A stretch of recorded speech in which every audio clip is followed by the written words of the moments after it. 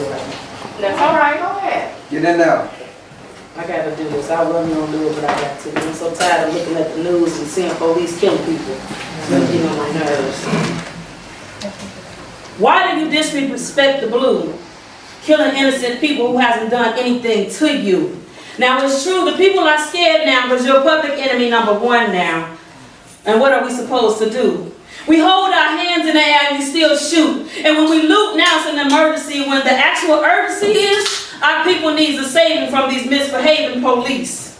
And why do they go to jail and slip through the cracks? Lying, saying the unarmed citizens that they killed were holding a gun on them, but they got shot in their backs. And you praise him when he's standing his ground law, but harass me when I'm standing on the ground lawyer. And the law-abiding citizens are tired of yelling stop to the cops from beating our babies. And the crazy part is, we got laws to protect them and violate us in the same breath. Now tell me, how many people are going to die before there's no one on this earth left? In New York said it's okay. New York said it's okay to stop and frisk you for no reason if you look suspicious. So tell me, what do I wear?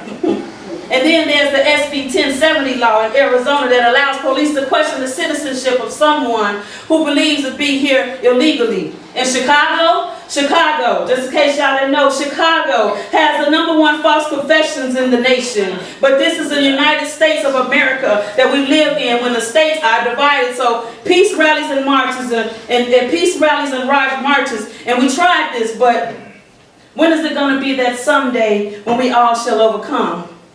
Or what about the day when we're going to be free at last from the abuse or of the ones who took the oath to protect us?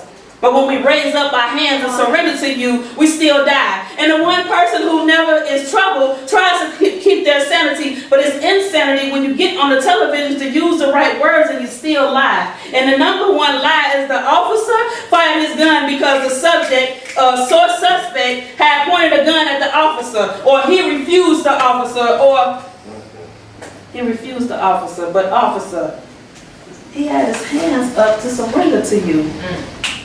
Or how could he touch you if he was in handcuffs? Or you have no physical marks. See, my cousin was shot so many times by the Calumet City police officer a couple of years ago that the funeral home lost count of all the bullet holes. But they claimed that he beat them. See, there was no physical marks. And my fiance got arrested by the police and they said that he was tussling with them down the stairs. But officer, there are no marks on you or him anywhere.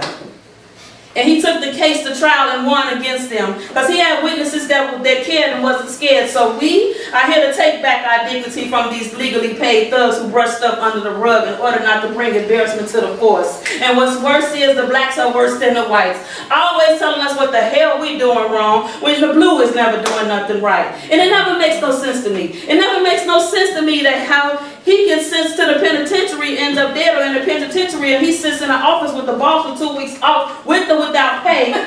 And the conversation normally ends, have a nice day, and keep this quiet, because you don't want to start a freaking riot. See, maybe when we start wilding and getting out of control and wrapping their heads around poles, and maybe we feel like that we gain justice. Just us. Come on. So, don't worry about it, my people. Because we will experience peace. Even though they have wronged us. Because if you ask me, the only thing I see good about them is the donuts.